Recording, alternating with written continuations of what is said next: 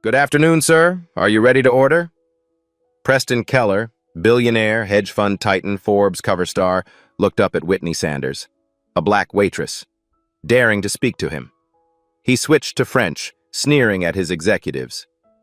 Look at this. An uneducated black girl pretending she belongs here.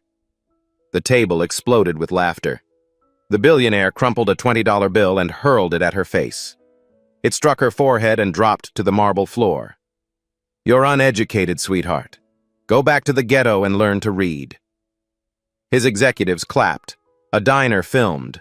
The manager vanished. 30 wealthy patrons watched a black woman stand alone, humiliated by a billionaire who saw her as nothing. But what the billionaire didn't know, she understood every word of his French. She held 2 Ivy League degrees, and what she said next would silence him. Permanently. 6 hours earlier, the alarm rang at 5:14 a.m. in a studio apartment no bigger than Preston Keller's closet. Whitney Sanders silenced it with practiced speed. Her grandmother slept in the bedroom just 10 feet away, and every minute of rest mattered. She slipped out of bed, bare feet touching cold linoleum, and began her morning ritual. Coffee first, then Bloomberg. The tiny kitchen counter held a coffee maker older than her career and a laptop covered in sticky notes. On the wall above, hidden behind a calendar from the local church, hung a diploma. MIT, Economics, Summa Cum Laude, Class of 2018. Next to it, barely visible in the pre-dawn darkness, hung another frame. Her acceptance letter to Goldman Sachs. Starting salary, $125,000. Signing bonus, $30,000. That life felt like a different universe now. Whitney poured her coffee and opened Bloomberg on her phone. The podcast hosts discussed emerging market volatility in Latin America, specifically Colombia. The peso had been showing warning signs for weeks. She'd written her MIT thesis on exactly this pattern. Her phone buzzed. An IMF alert. Document 2024, LATAM 09, Colombian peso destabilization warning. She screenshot it without thinking. Some habits never died. From the bedroom, a frail voice called out, "Whitney? Baby? Is that you?" Whitney closed her eyes, took a breath. Yes, Nana. It's me. Go back to sleep. I'll bring your medicine in an hour. Silence. Then, I love you, baby. I love you too, Nana. Whitney stared at the MIT diploma, then at her waitress uniform hanging on the bathroom door. 2 lives. One that paid $2.13 an hour plus tips. Another that had once commanded 6 figures on Wall Street. But Wall Street didn't offer flexible hours. Wall Street didn't let you spoon-feed your grandmother at lunch. Wall Street didn't understand that some things mattered more than money. She ironed her uniform and prepared for another day of invisibility. The Capitol Grill, downtown Atlanta. If money had a smell, this restaurant reeked of it. Mahogany walls, crystal chandeliers, leather booths that cost more than most people's monthly rent. The lunch crowd was a who's who of Georgia's elite. Hedge fund managers, tech founders, politicians who mysteriously became millionaires on public salaries.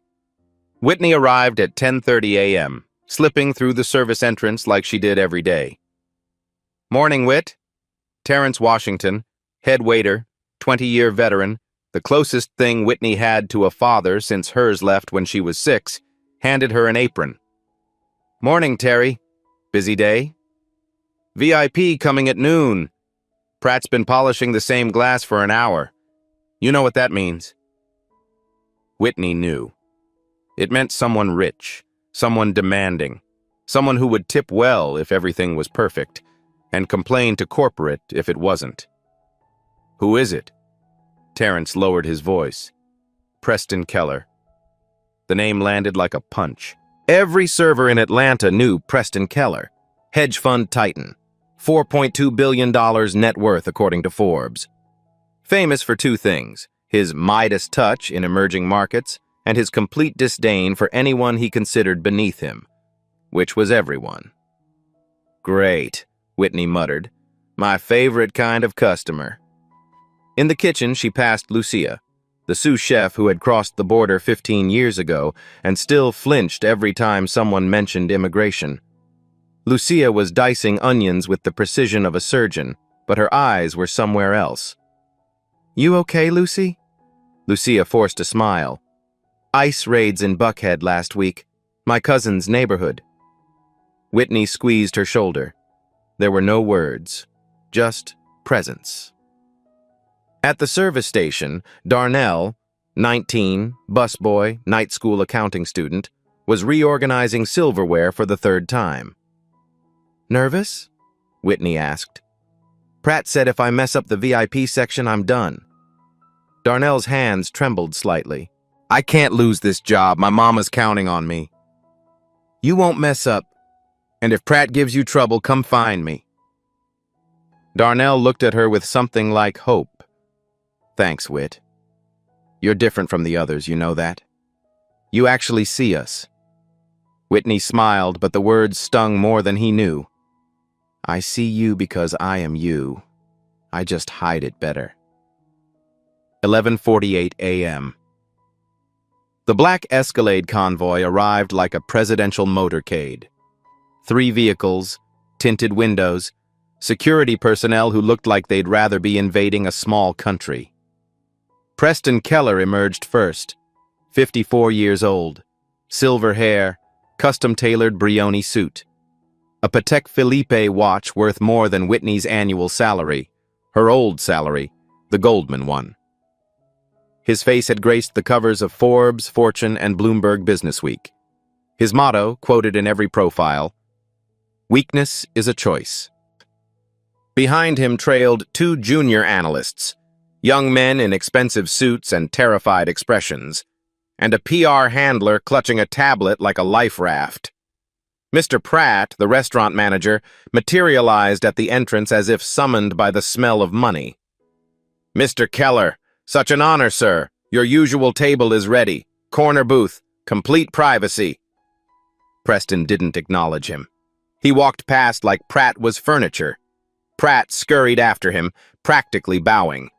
I've assigned our best server to your table. Whitney. She never makes mistakes. For the first time, Preston glanced back. She'd better not. Whitney watched from across the dining room, her face neutral, her mind racing. She recognized the look in Preston's eyes, the look of a man who had never been told no, who had never been challenged, who divided the world into 2 categories, people who could make him money and people who didn't exist. She was about to become very, very visible. But Preston Keller had no idea that the uneducated black waitress he was about to humiliate had read his SEC filings last month for fun, that she had spotted a fatal flaw in his latest trade, that she knew something his $500,000 a year analysts had missed, and that before the day was over, she would cost him $52 million, or save him from himself. The choice would be his.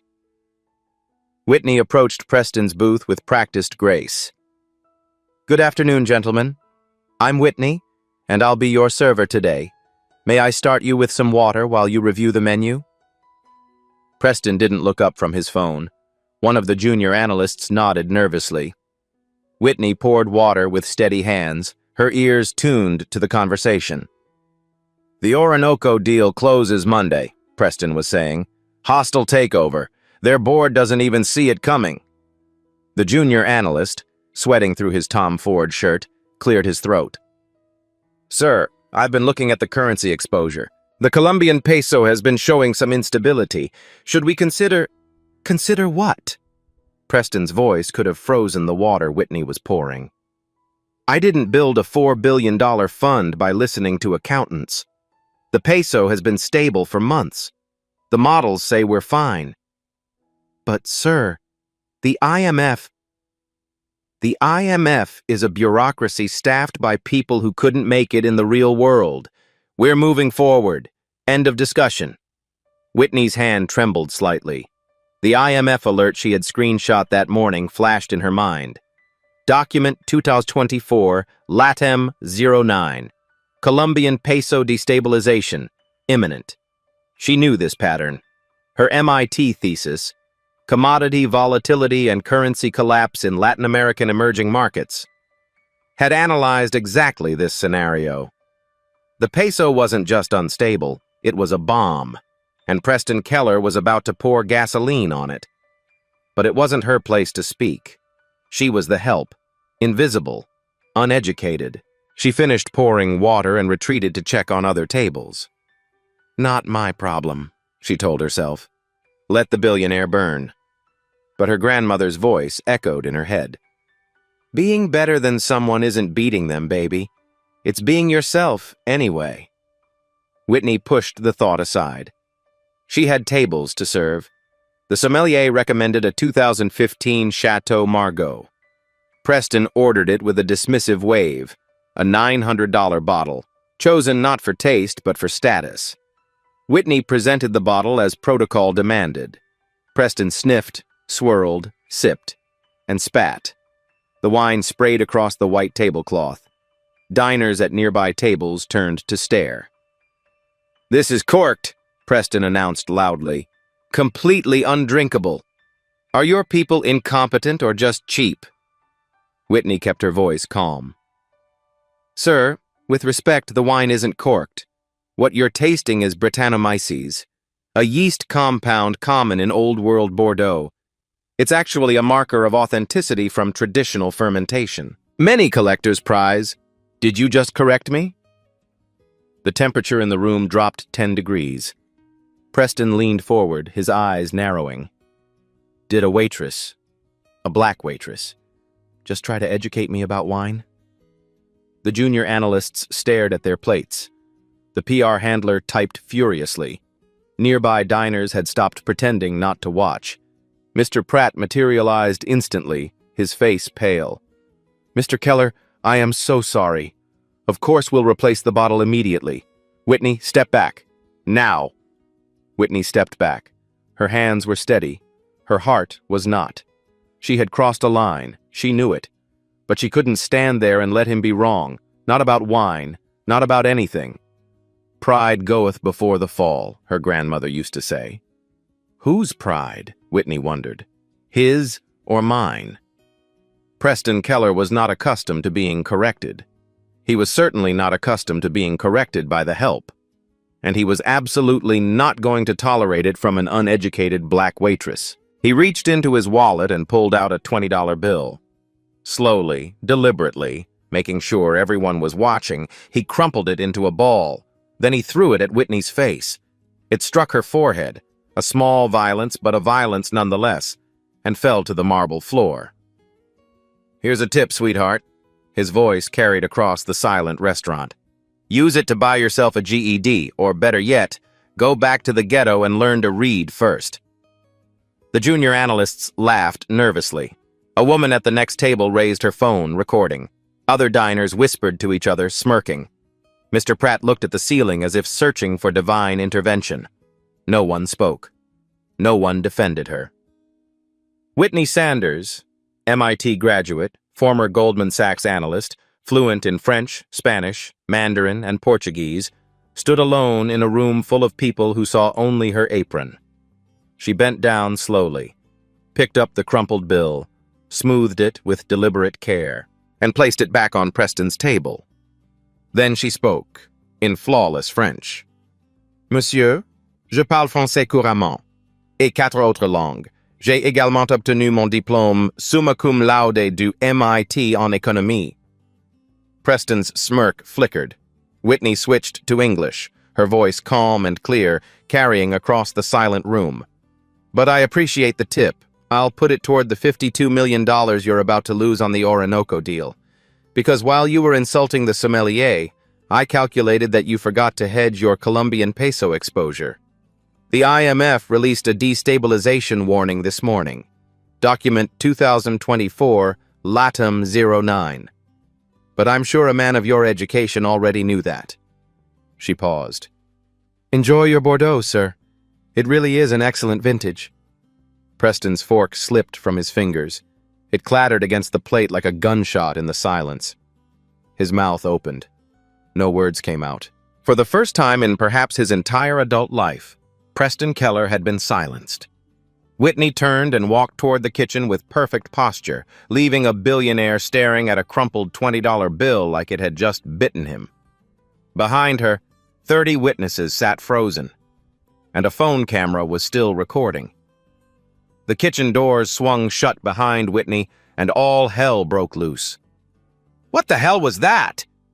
Mr. Pratt burst through the doors, his face a shade of purple that suggested imminent cardiac distress.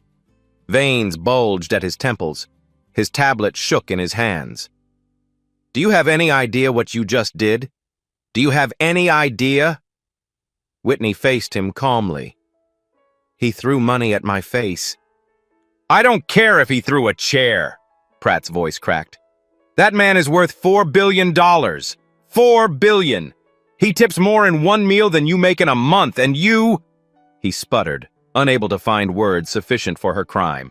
"You humiliated him." I defended myself. "With words! Horrible, terrible, career-ending words!"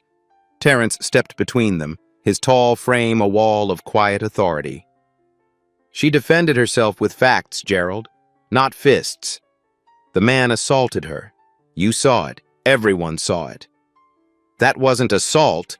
That was—" Pratt gestured vaguely. "That was a tip. He threw it at her face. He's a billionaire. He can throw whatever he wants." The kitchen staff had stopped working. Lucia stood frozen at her station, knife in hand. Darnell clutched a bus tub, eyes wide. Even the dishwashers were watching. Whitney's voice remained steady. "Am I fired?" Pratt's eye twitched. "You're suspended. Pending review. Go home. Don't talk to anyone. Don't post anything online. Just—" He threw his hands up. "Just go." Whitney untied her apron, folded it neatly, set it on the counter. Lucia caught her arm as she passed. "Was it true, what you said? About the money?" Whitney nodded. "How did you know?" Whitney smiled sadly. "Because I used to be the person he pays to know things like that, before I became invisible." She walked out the service entrance without looking back. But as the door closed, she heard Darnell whisper to Terrence, "Did she really go to MIT?" Terrence's answer was quiet. "There's a lot about that woman we don't know, son. A lot the world don't know." Back in the dining room, Preston Keller was attempting to reassemble his dignity. It wasn't going well. "Can you believe that?"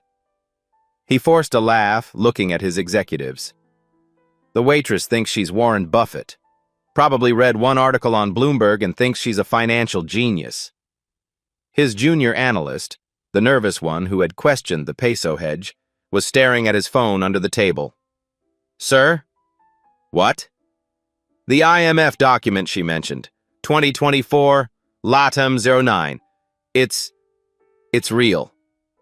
Preston's fake smile calcified. "So?" "It was released this morning. Currency analysts are flagging peso volatility. There's a thread on Bloomberg terminal chat asking if—" He swallowed. "Asking if Keller Capital is properly hedged on Orinoco." "That's ridiculous." Preston grabbed his wine glass, then remembered he had spat out the wine, then set the glass down with excessive force. "Our models are solid. One lucky guess from a waitress doesn't change anything." But his hand trembled as he signed the check, and when he wrote in the tip, $500 because spite was expensive, he crossed out Whitney's name and wrote, "For competent staff only." The PR handler leaned in. "Sir, should we scrub social media? In case anyone— No one posts anything. This never happened. Understood?" The table nodded vigorously. But across the restaurant, a woman in a Chanel suit was already uploading a 15-second video to Twitter. Caption: "Billionaire threw money at black waitress's face. What she said next." By 6 p.m., the video had 500,000 views. By 9 p.m., it had crossed 2 million. By midnight, Whitney Sanders was the most talked-about person on the internet. Queen absolutely bodied him. She said MIT? And he called her uneducated? I'm screaming. Someone find this woman immediately. She needs to be protected at all costs. Wait, is Keller actually unhedged on Orinoco? Can anyone confirm? Financial Twitter had picked up the thread. Bloomberg terminal chat rooms buzzed with speculation. Hedge fund analysts who had never heard of Whitney Sanders were suddenly Googling Orinoco lithium peso exposure. Preston Keller's PR team was in full crisis mode, issuing statements that made things worse. Mr. Keller's interaction with the restaurant staff was taken out of context.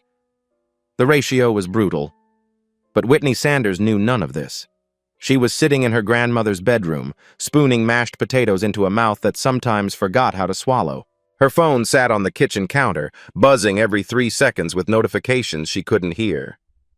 "You're working too hard, baby." Her grandmother's voice was thin, but her eyes were clear.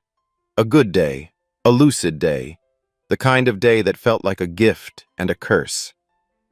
"When are you going back to your real job?" Whitney wiped a bit of potato from her grandmother's chin. "This is my real job now, Nana. I didn't raise you to pour coffee for rich people. You raised me to take care of family. That's what I'm doing." Her grandmother's hand found hers, papery skin over brittle bones, but still warm, still holding on. "Your mama would be proud of you, baby. I know I am." Whitney's eyes burned. "I know, Nana. That fancy school, those fancy degrees, you gave it all up for me?" "I didn't give anything up." Whitney's voice cracked. "I just changed priorities." Her grandmother smiled. That old smile, the one from before the diagnosis, before the forgetting. "That's my girl. That's my Whitney." They sat in silence as the sun set over Atlanta, and on the kitchen counter, Whitney's phone kept buzzing. 2.3 million views. And counting. The truth was simpler and more complicated than anyone knew. 18 months ago, Whitney Sanders had been on the fast track at Goldman Sachs. Junior analyst on the emerging markets desk. 90-hour weeks.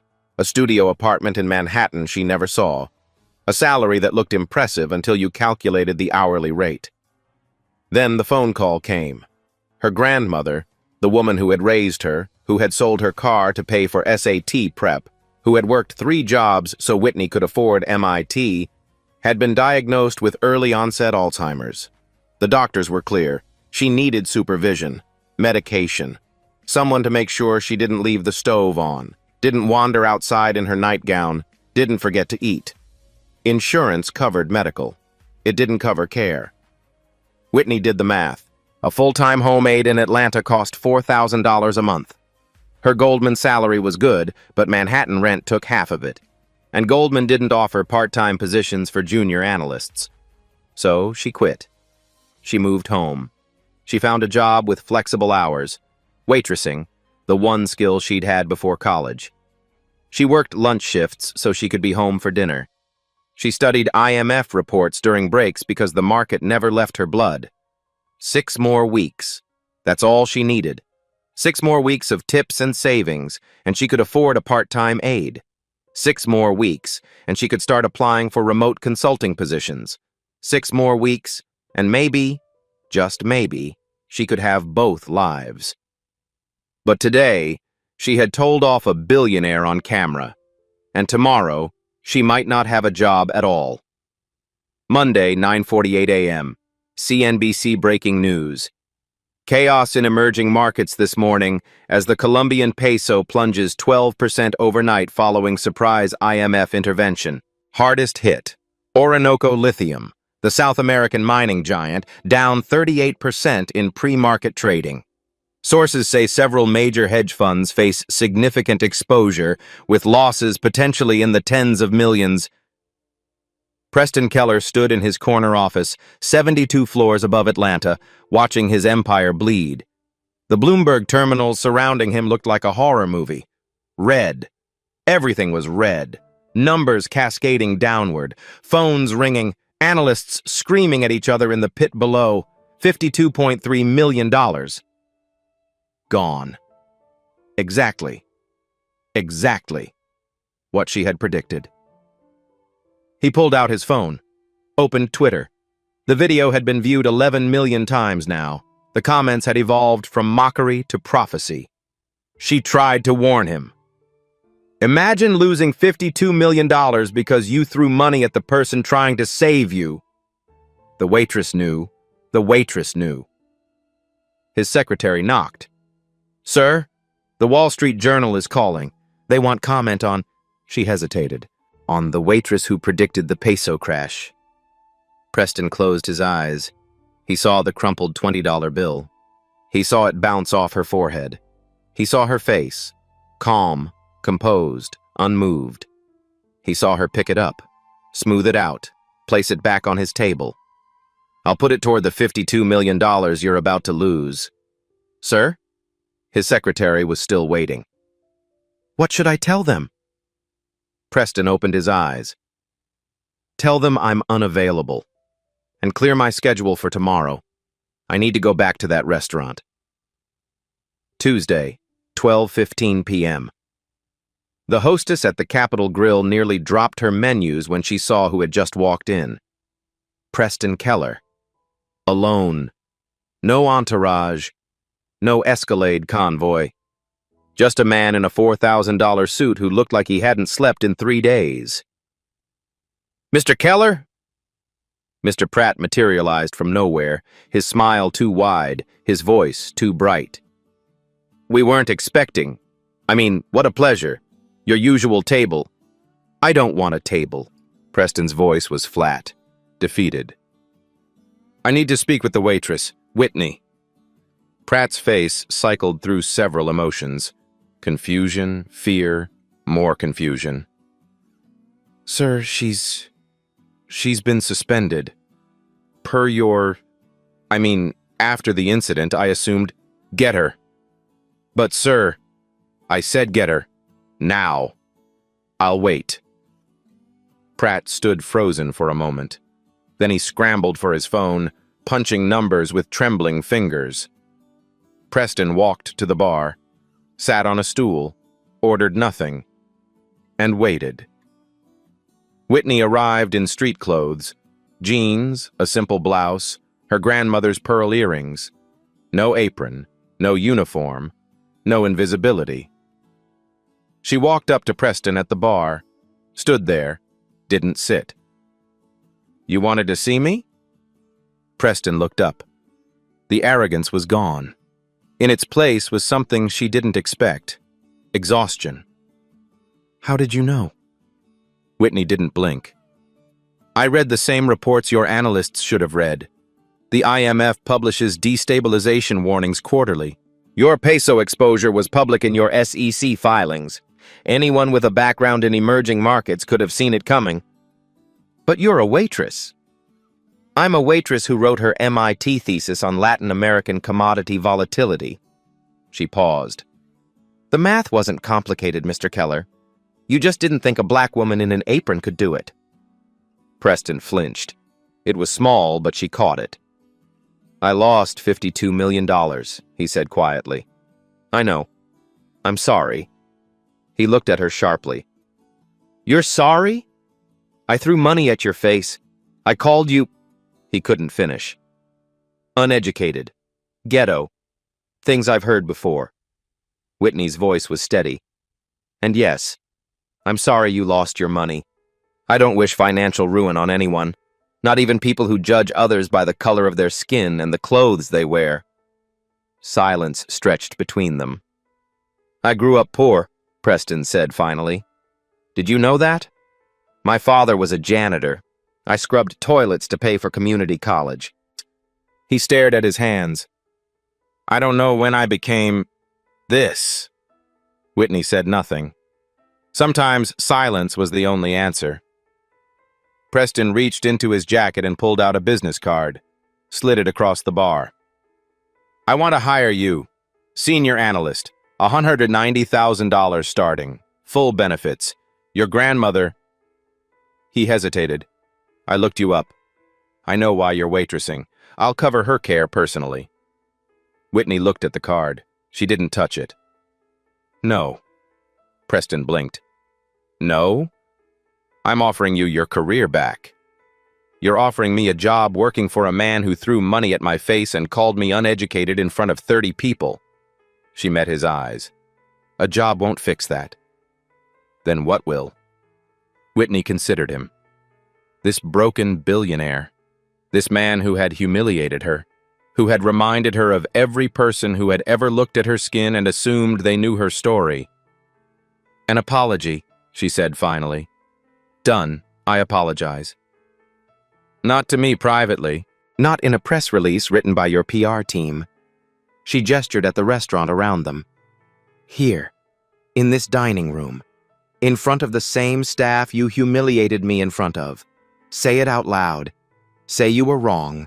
And then, maybe, we can discuss whether I'd consider working with someone capable of growth. Preston's jaw tightened. His entire brand was built on never showing weakness, never admitting fault, never apologizing. That's your condition? That's my condition. He stared at her for a long moment. Then he stood up. Preston Keller did not apologize. It wasn't in his vocabulary. It wasn't in his DNA. For 30 years, he had built his reputation on one simple principle: never show weakness. Apologies were for people who couldn't afford to be strong. But as he stood there looking at Whitney Sanders, something cracked. His phone buzzed. PR handler. CNBC wants you on Squawk Box tomorrow. Chance to control the narrative. Blame the analysts. Say the models failed. Standard playbook. Standard playbook. He had used it 100 times. Fire someone. Blame someone. Move on. He looked around the restaurant, really looked, for perhaps the first time. Terrence, the old waiter, polishing glasses with the same careful attention Preston's father had once given to floors he cleaned. Lucia, the kitchen worker, stealing glances through the service window. Darnell, the young busboy, refilling water with hands that trembled slightly. The invisible people, the ones he had never seen, the ones he had trained himself not to see, because seeing them meant remembering where he came from. His father's voice echoed across 40 years. Prez, you can be rich or you can be good. Lord knows I couldn't give you rich, but I tried to give you good. When had he stopped being good? Whitney was still standing there, watching him, not pushing, not persuading, just waiting. You know what happens if I apologize publicly? Preston's voice was rough. I become a joke. The billionaire who got schooled by a waitress. My investors will... Your investors already saw the video, Mr. Keller. 11 million people saw it. The only question now is what they see next. Preston closed his eyes, opened them, and then he did something he hadn't done in 30 years. He raised his voice, not in anger, but in surrender. Excuse me. The restaurant quieted. Diners looked up from their lunches. Waiters paused mid-stride. I need everyone's attention for a moment. Mr. Pratt, who had been hovering near the kitchen, froze in visible terror. Preston stepped into the center of the dining room. 30 faces watched him. Several phones emerged, more cameras, more witnesses. Good. Last Saturday, Preston began, his voice cutting through the silence. I sat in that booth over there, and I treated this woman... He gestured at Whitney. Whitney Sanders. I treated her with contempt. A murmur rippled through the room. I assumed that because she wore a uniform and carried a tray, she was beneath me. I assumed that because she was black, she was uneducated. I threw money at her face. I told her to go back to the ghetto. The murmur grew louder. Someone gasped. I was wrong. Preston's voice cracked. Not just factually wrong. She has degrees from institutions I couldn't have gotten into on my best day. But morally wrong. Whitney tried to save me from a $52 million mistake. She knew more about my own investment than my analysts did. And I threw her warning away because I couldn't imagine that wisdom might come from someone I had already dismissed.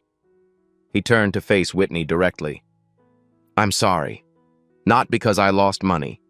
Not because the video went viral, but because I lost sight of who I used to be. His voice dropped. My father was a janitor. He would be ashamed of who I've become, and he would be proud of who you are. Silence.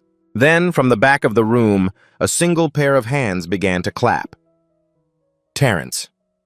Slowly, others joined. Darnell. Lucia, visible through the kitchen window. A diner near the front. Then another. The applause built. Not wild, not triumphant, but something more valuable. Respect. Whitney nodded once, gracious, dignified, unbroken. Apology accepted, Mr. Keller. The applause faded. Diners returned to their meals. Preston returned to the bar. But the story wasn't over. Mr. Pratt cornered Whitney in the hallway near the restrooms, his face twisted with barely suppressed fury. That was quite a performance. His voice was a hiss. Very touching. Very viral, I'm sure. But nothing has changed. You're still suspended. And after that stunt you pulled last week, corporate wants your termination processed by Friday. Whitney stared at him. He just apologized, publicly. I've done nothing wrong. You embarrassed a client. Pratt stepped closer. Policy is policy. You're done here. Done. I don't think so. Terrence's voice came from behind them. He stood in the hallway, arms crossed, decades of quiet authority radiating from him. She's done? Terrence said. Fine. Then I'm done too. 20 years, Gerald. I've trained every server in this building. I've covered every shift you couldn't fill. I've saved your ass more times than you can count. Fire her, and you lose me. Pratt's eye twitched. You can't just... I can. Darnell appeared beside Terrence. I quit too. If she goes. From the kitchen doorway, Lucia, small, scared, undocumented Lucia, stepped forward. Me too. Other servers were gathering now, watching, waiting. Pratt looked around at the faces of people he had never really seen. The invisible workers, the ones who made his restaurant run. This is insubordination, he sputtered. This is family. Terrence's voice was calm. Something you might understand if you ever looked up from your Yelp dashboard. Hein?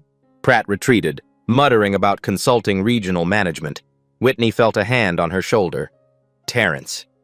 We got you, Whit. We always got you. For the first time in days, she smiled. That night, Whitney sat beside her grandmother's bed, watching her sleep. The TV played muted in the corner.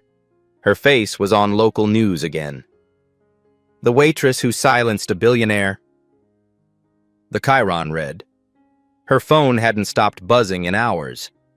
LinkedIn requests from Goldman Sachs, Morgan Stanley, 3 venture capital firms, old colleagues who hadn't called in 18 months, reporters requesting interviews, podcast hosts offering platforms, and Preston Keller's offer, still on the table.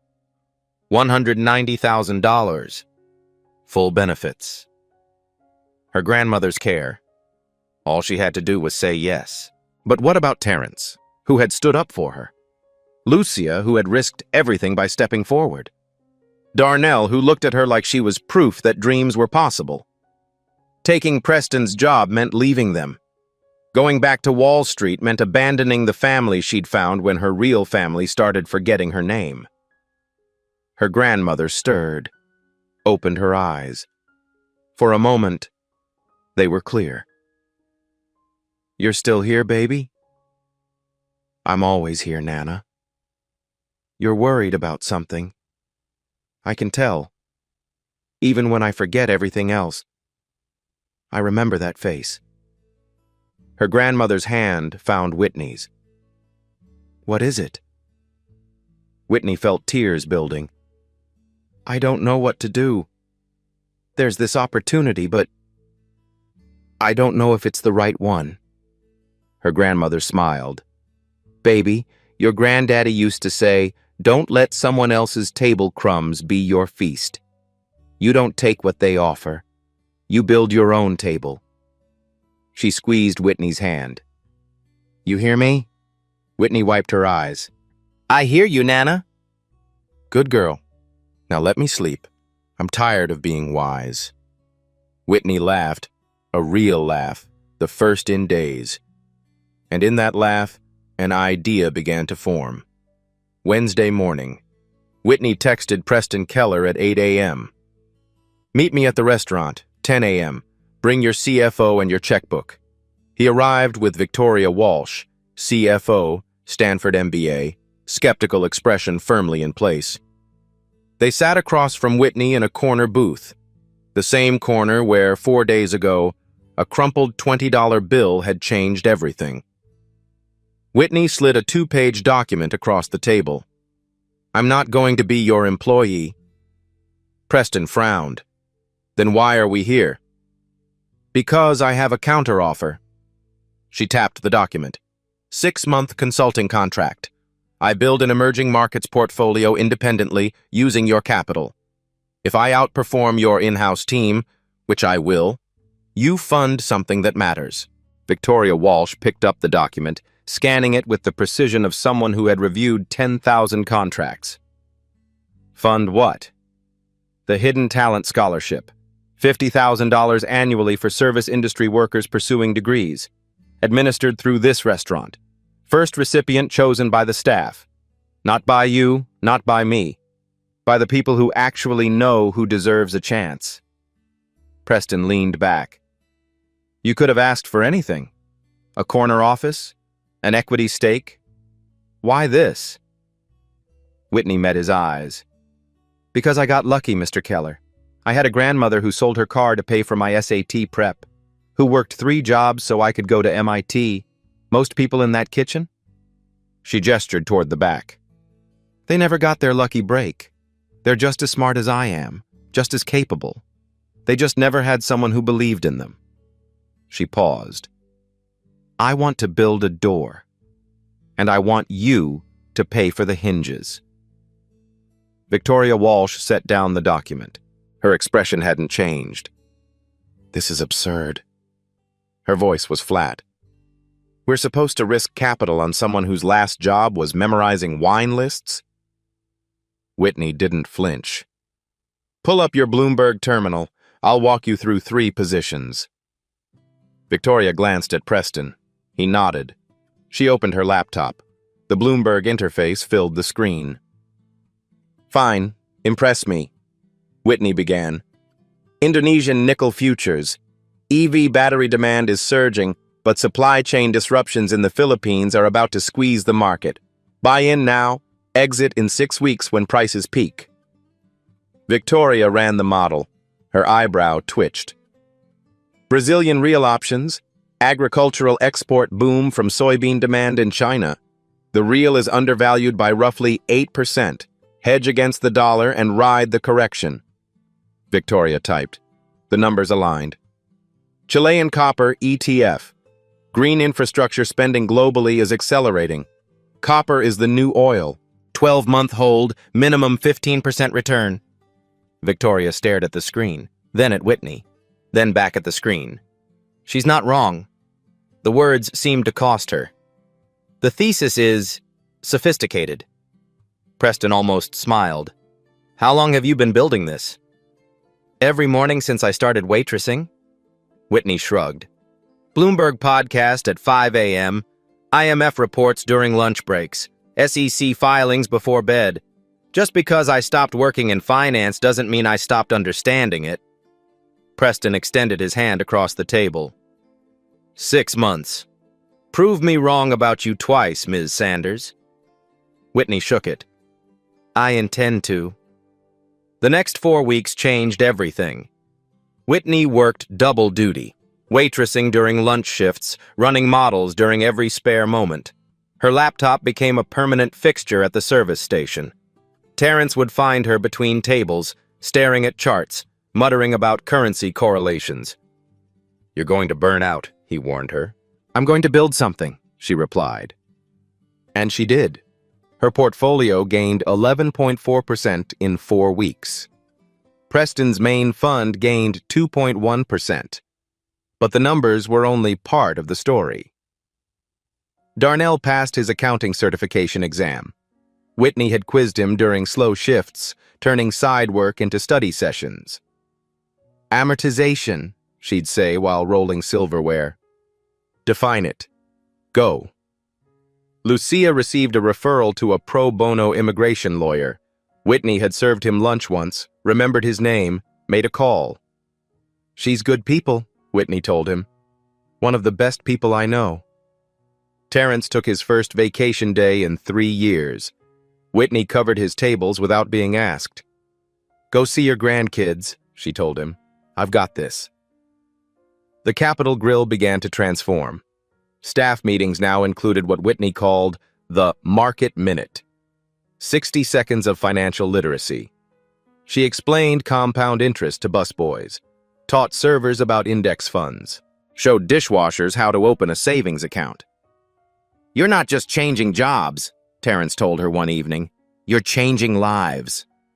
Whitney looked at her colleagues, her family, and shook her head. They're changing mine. Keller Capital's quarterly investor meeting. The boardroom occupied the entire 72nd floor, floor-to-ceiling windows, a table that could seat 40, portraits of financial titans on every wall. The air smelled like money and anxiety. Whitney stood at the podium. Grandmother's pearls, Goodwill blazer, 6 months of data on the screen behind her. 40 faces stared at her.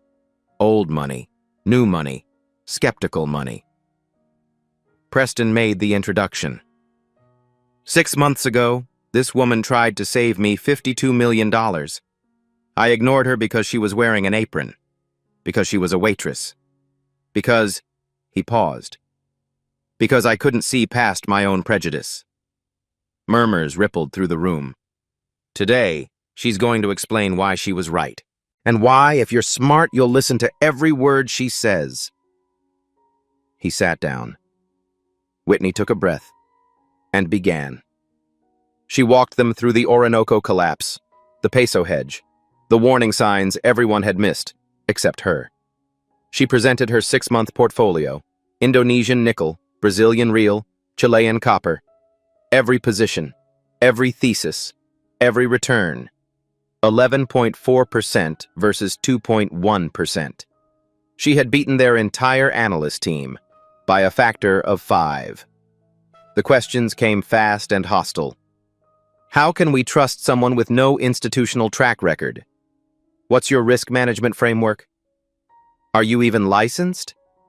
Whitney answered each one, calmly, precisely, without flinching.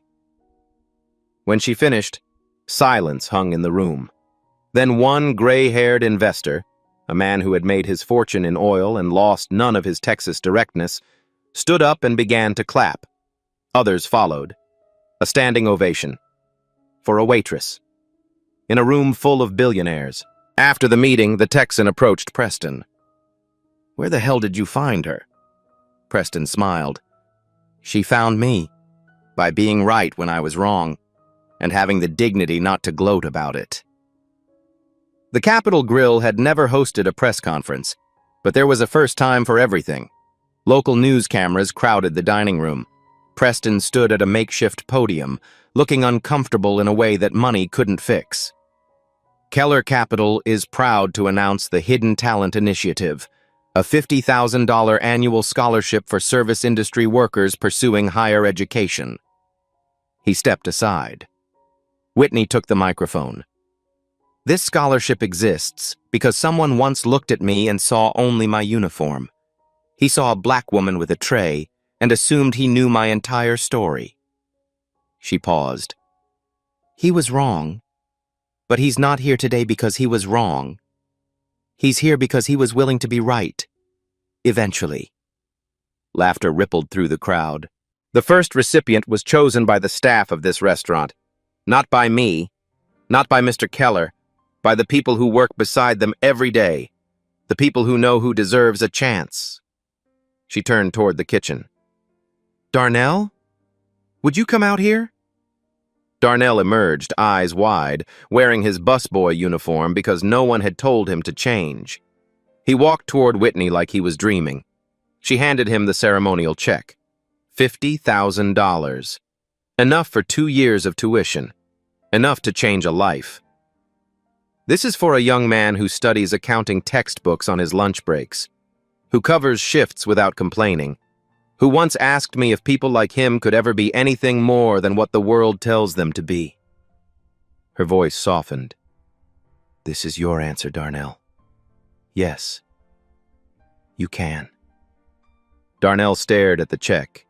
His hands trembled. I don't know what to say. Say you'll do the same for someone else someday. He looked up at her, tears streaming down his face. I promise. Terrence was crying openly. Lucia dabbed her eyes with a kitchen towel. Even Pratt looked moved. The cameras flashed.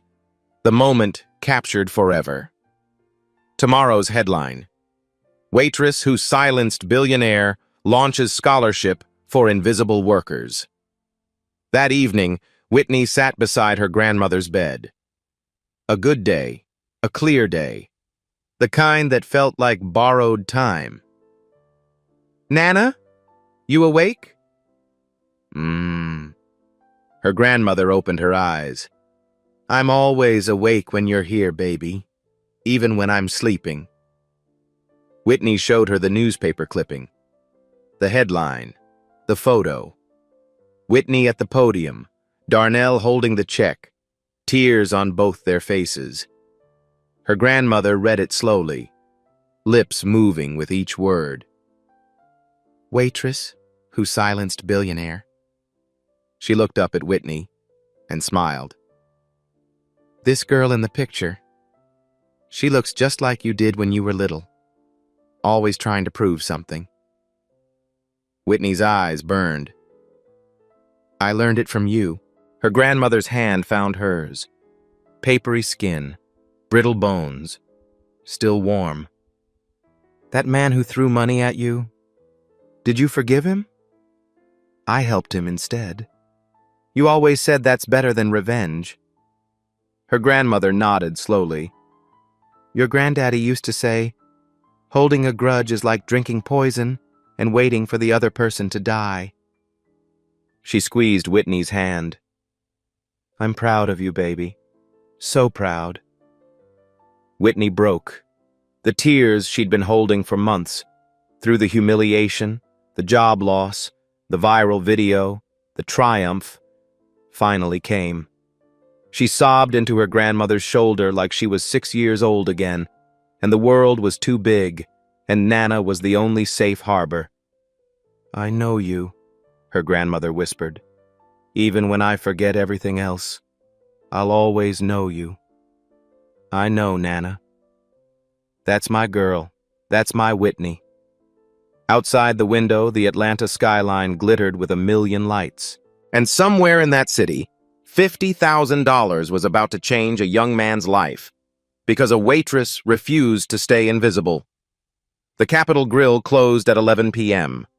The last diners had left. The kitchen was dark. The chairs were stacked on tables. Terrence turned off the lights, one by one, until only the glow of the exit sign remained. In the corner booth, the booth where it had all begun, a single crumpled $20 bill sat in a frame on the wall. Beneath it, a small plaque. Reminder, never judge a book by its uniform. W.S. Whitney Sanders didn't win because she shouted. She didn't win because she had a clever comeback, although she did. She won because when a man tried to make her small, she responded by becoming undeniable. In every restaurant, every office, every warehouse in this country, there's someone the world hasn't noticed yet. Someone whose uniform hides their genius. Someone whose paycheck doesn't reflect their worth. Someone who is one chance away from changing everything. Maybe that person is you. Maybe it's the one refilling your coffee tomorrow morning. The one mopping the floor after you leave. The one you've never bothered to learn the name of. The question isn't whether they exist. The question is, will you see them? Will you be the one who throws money, or the one who recognizes treasure? 6 months later. Whitney Sanders, founder of Sanders Emerging Markets Consulting, sat at a cafe in downtown Atlanta, reviewing quarterly reports on her laptop. The business was small but growing. 3 clients, 2 employees, 1 mission: prove that talent has no uniform. A young black woman in a waitress uniform approached her table hesitantly.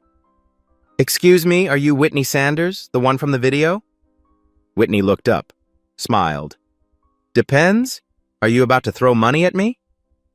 The young woman laughed nervously. "No, ma'am, I saw your story online. I'm finishing my MBA next semester, but I'm waitressing to pay off loans, and everyone keeps telling me I'm wasting my time. My manager says I should just accept that this is my life now." Whitney closed her laptop. "What's your name?" "Brianna Collins." Whitney reached into her bag, pulled out a business card, slid it across the table, gently, respectfully, the way it should always be done. "Call me Monday, Brianna. I'm looking for analysts who understand that a uniform doesn't define capability, and I have a feeling you understand that better than most." Brianna took the card, her eyes shining. "Thank you. You don't know what this means." Whitney smiled. "Actually, I do. I was you. Now go. Your tables are waiting. But keep that card somewhere safe." Brianna hurried back to work, her step lighter than before. Whitney watched her go. In the cafe window, she caught her own reflection superimposed over Brianna's retreating form. 2 women, 2 uniforms, 2 chapters of the same story. The cycle continues. The question is, who will you lift up? If this story made you think of someone who's being underestimated, share it with them. Because everyone deserves to be seen. Subscribe for more stories of hidden greatness.